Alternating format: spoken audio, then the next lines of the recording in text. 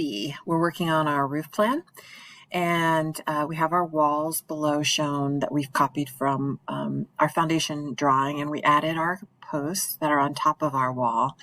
And now I'm going to add the edge of our roof deck, and I want to have a 1 foot overhang, so I'm actually going to use my offset key, or my offset command, which is just O.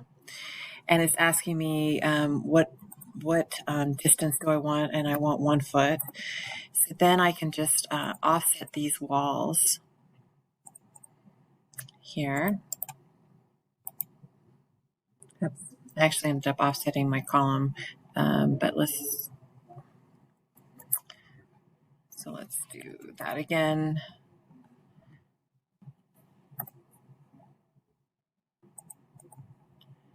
And do this. Actually, I don't need this. I don't need these two lines. So I'll erase those.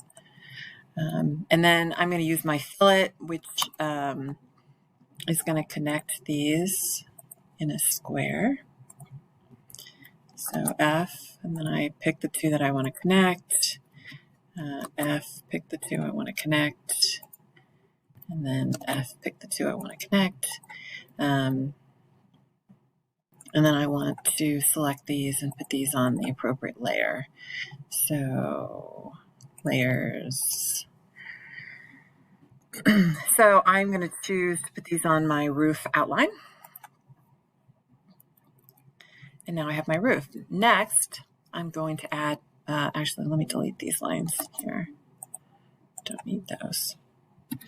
So next I'm going to add my beams.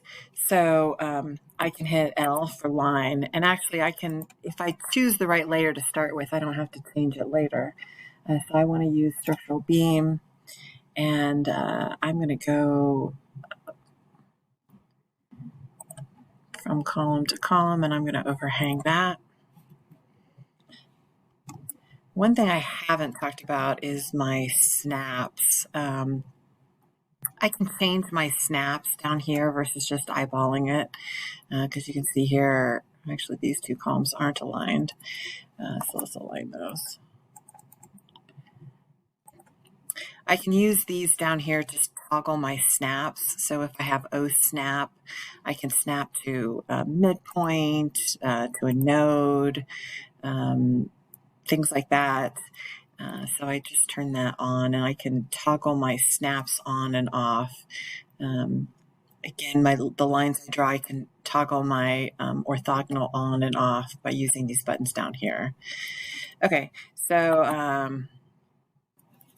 I'm just going to copy this beam here. And actually, let me show you that. So if I hit copy and I select copy, select the object, and if I actually select the endpoint, let me get my endpoint here on. Let's try and check all those and see if that works. Okay, so copy, select this. And now you can see it's giving me a place to select that. I want to select it at the end to move it. And that way I can move it to that geometric center instead of eyeballing it. Then, actually, I don't know why these two lines keep showing up. Let's erase those again. And then let's do a save. So again, now line, I should still be on that same layer. So I'm going to use my line command here and put my beam in here. Now I can use a couple different commands here. I think I'm going to use the offset command. I know that I'm 20 feet here. I could also use the array command, but I'm pretty good at that offset command, so I'm going to use that. So here I'm going to offset that.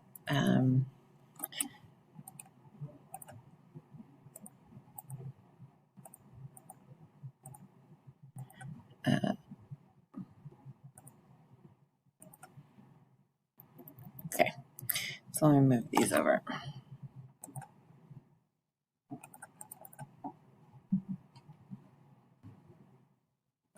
Actually, let me try that. Let me do that the correct way by move, I'm going to select its endpoint and then move it over to the geometric center.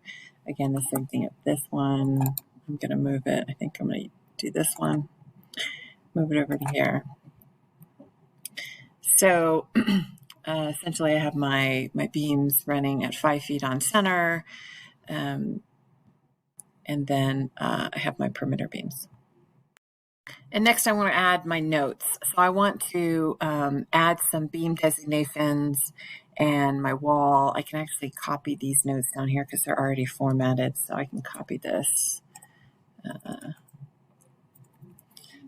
Copy and select this. I'm going to move this up here. And so I have the CMU wall here.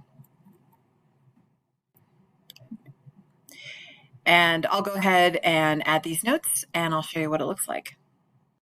So I'm just guessing at these beam sizes, but one thing I can do is I'm making these 4x8, so they're 4 inches wide by 8 inches deep. And if I press on this little lightning bolt, I can actually change that diagonal if I want to. It maybe makes it easier to read. Again, when you work for a firm, typically they are going to have their own standards on how they want you to call it out. Okay, so I added these notes here, and then I want to add a note about the roof slope. And I put in roof slope. I'm going to slope it 1/4 of an inch per foot. I don't want the text to overlap the beams. And then the next thing I want to do is I want to show which way it's sloping. So if I go under View, Tool Palettes, I can go Leader No Text. And I can add a leader here. Now this leader is has a very small head or arrow. So if I go into my properties, I can change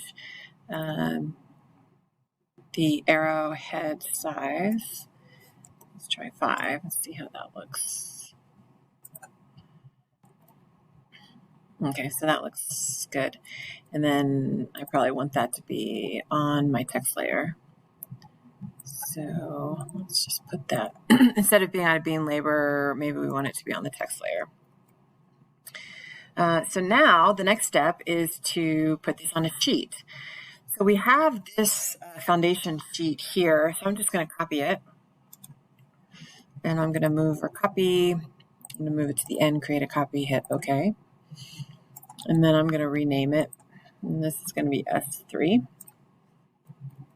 I'm going to go into S3. And I'm going to go into model space and I'm going to unlock it and use my hand to pan down to find my roof plan. And there is my roof plan. And, you know, maybe I want it a little bit more centered like this. So what I can do is I can clean up this text a little bit in model space. And then I am still at 1/4 of an inch, so that's good. And then I'm going to lock that and hop back over to paper space. Then I'm going to go into model, and then I can move all this up a little bit so it'll show. And maybe I'm going to make this 2 lines so that it's not running off my page. Save. Then I go to S3. And so I can see here I have my roof plan. Okay, so I have added some information here in the final drawing. Added the top of the wall. I've added the top of the beam elevations, the roof slope. I also added the slope to the slab, top of the slab, high and low, top of my footing. And you can see here, I still have some cleanup to do. So I need to come in and make some masks so that I don't have text overlapping. I also have a little issue with my title block that needs to be cleaned up as well. But I'm going to end the video here and let you guys do your cleanup. Thanks.